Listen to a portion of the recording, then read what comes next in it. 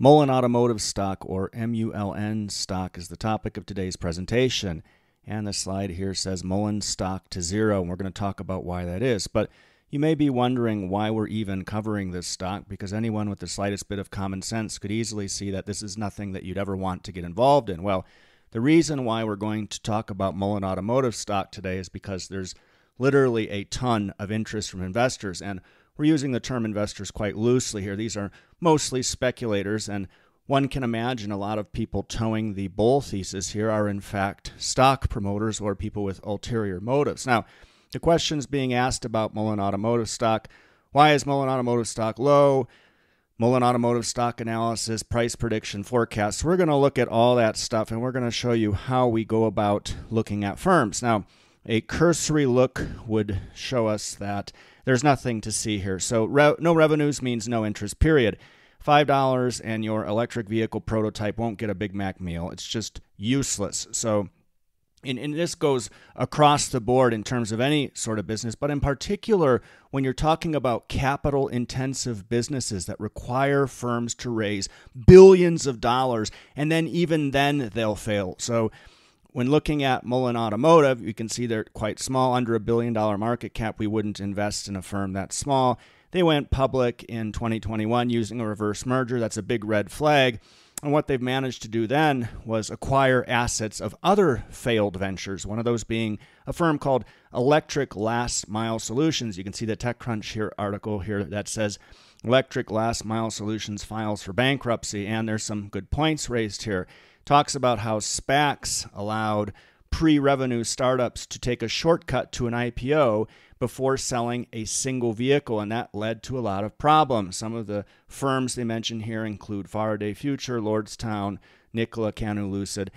These firms have faced SEC investigations, delistings, executive resignations, delays, roadblocks, broken promises. The list goes on. So when you go to acquire the assets of these firms, it's hard to believe that you're getting any value, and they acquired ELMS for $240 million in cash, and the article went on to say that that allows Mullen the capability to build up to 50,000 EVs annually. Right, just like the firm that went bankrupt, they have those capabilities. That's great. So we'll see how that works out for them.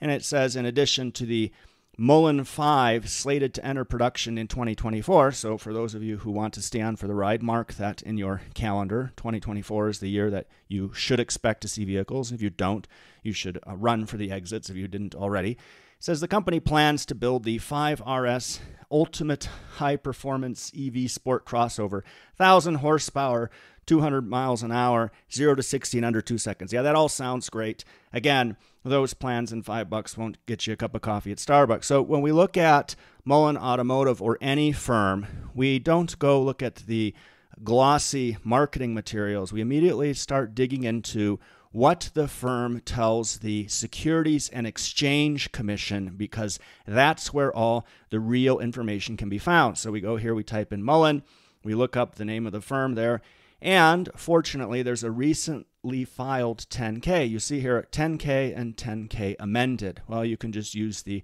amended or latest version. Oftentimes, it's interesting to see what was actually amended, but we're certainly not going to dig that deep because immediately we start to see some red flags. So right off the bat, there's an interesting comment made in their 10K that says the information that they post through social media channels may be deemed material. Well, material information is meant to be disclosed to the SEC. So when they say, accordingly, investors should monitor these channels in addition to our press releases, SEC filings, public conference calls, and webcasts. When you have material information, you're legally obligated to file that with the SEC. That's where we're looking. We're not going to follow your social media channels to see what you have to say. So this is where investors should be looking, and then they go ahead and talk about receiving email alerts and this other stuff.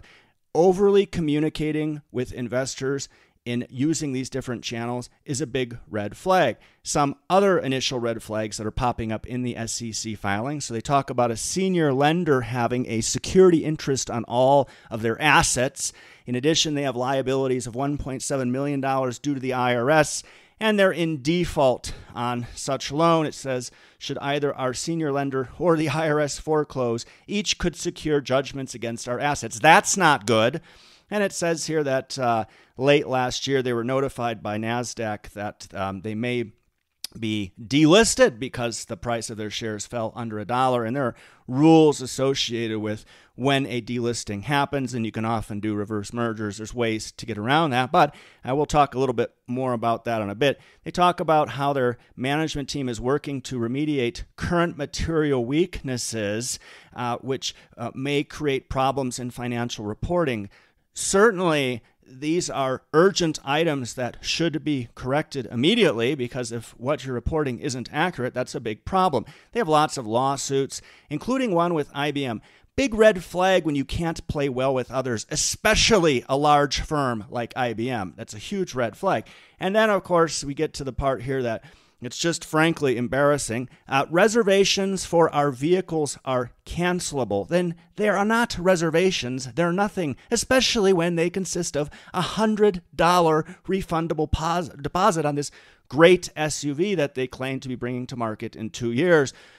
Using what money?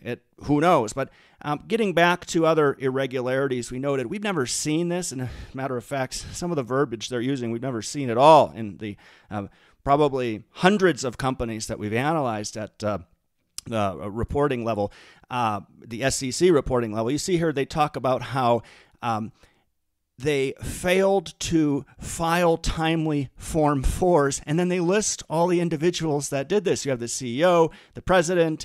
In both those cases, these individuals failed to report on 5 transactions in a timely manner. Then they go ahead and list a bunch of executive officers that didn't file timely Form 4s, and you can see here on the right what a Form 4 is. It must be filed with the SEC whenever there's a material change. So this isn't an oversight.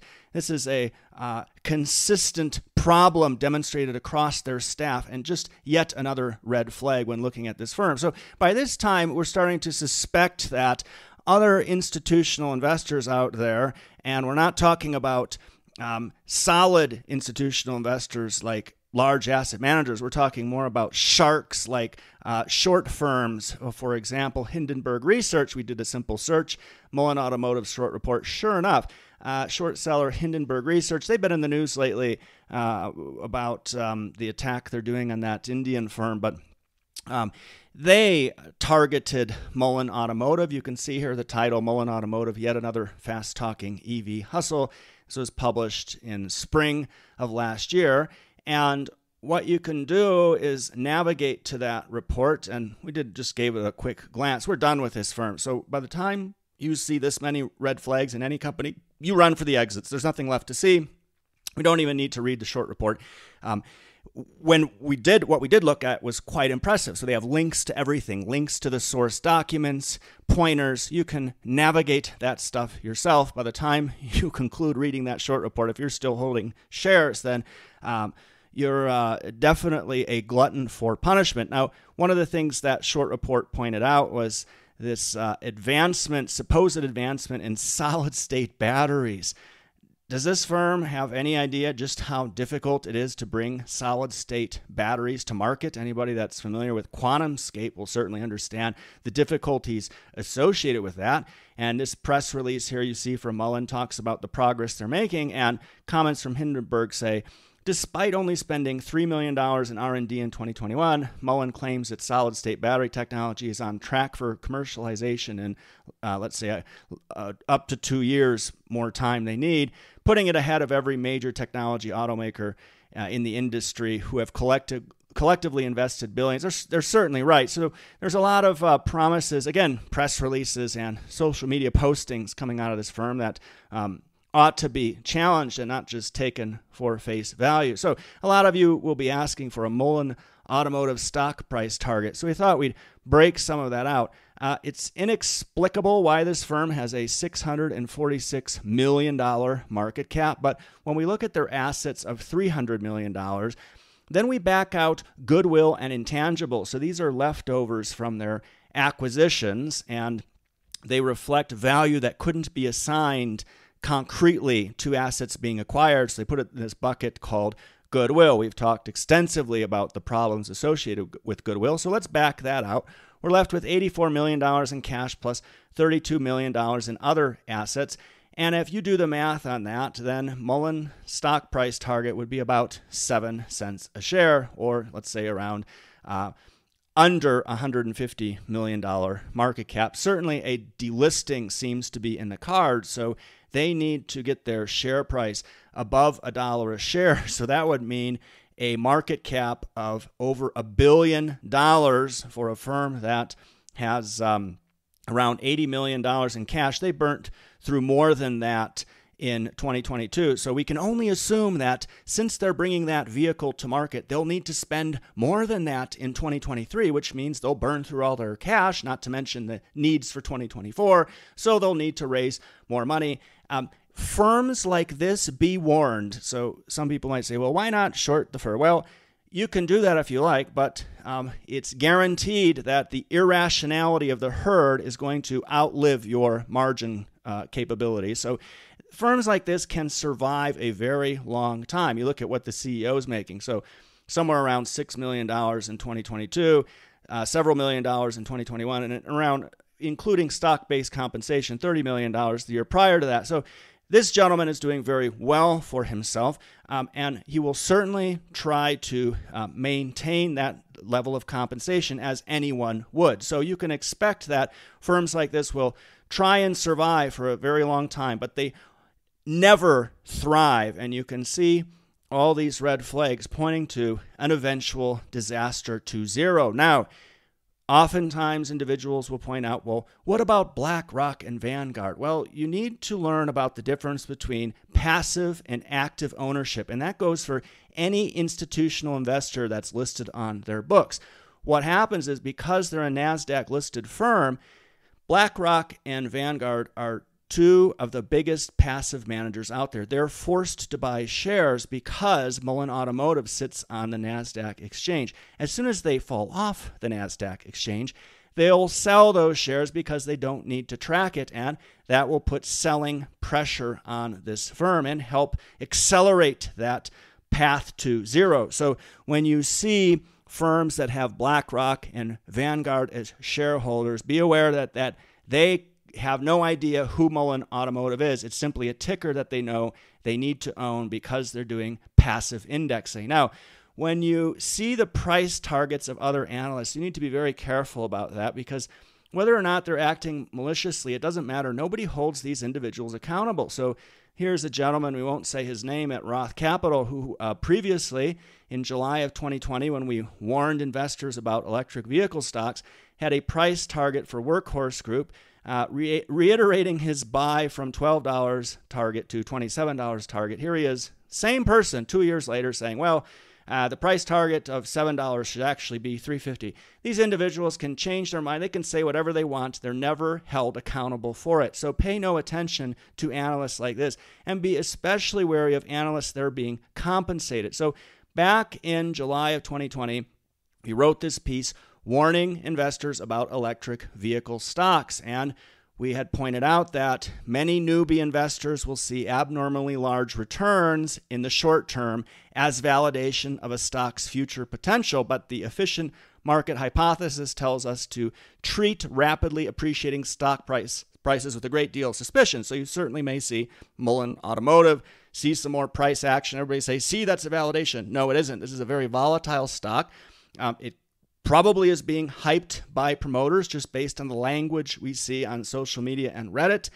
Lots of speculative comments being made by people that are drinking the Kool-Aid.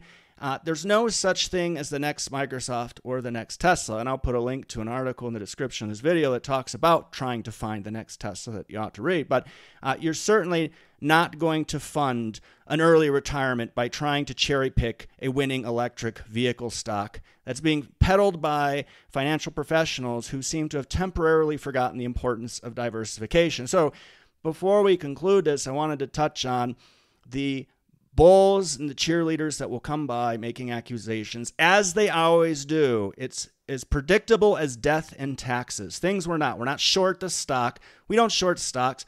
That's a fool's errand. We weren't paid to write this article by anyone, not their competitors, not short firms, nobody. We're not in cahoots with their competition. We're not assuming everybody's stupid. We're not bashing the company to buy shares in the cheap. Any other baseless conspiracy theory that you try and spout is false as well. We're pointing out to newbie investors, many of whom are new to the market, the sort of red flags that they need to be paying attention to. And I've listed a bunch here. I'll also put an article in the description of this video that goes into depth on each one of these red flags that you need to pay very close attention to. And Mullen Automotive stock is showing off more red flags than a Chinese military parade. It might be the single worst electric vehicle stock that we've seen to date. The aim of this disaster of a company is to simply survive, not thrive, and eventually it will go to zero based on the inability of this firm to execute and all the red flags that they're throwing up. So for those who continue to drink the Kool-Aid, because you can drink it for an awful long time if you choose to, start keeping track of the broken promises. The first one that you'll see is manufacturing vehicles at scale in 2024. So that's the first promise that you need to pay attention to if you choose to stay on board. Now, I've put up another video here on finding the next Tesla that you might find of interest, but before you watch that, please click the blue Nanalyze logo right here. Subscribe to our channel. Thanks for taking the time to watch this today.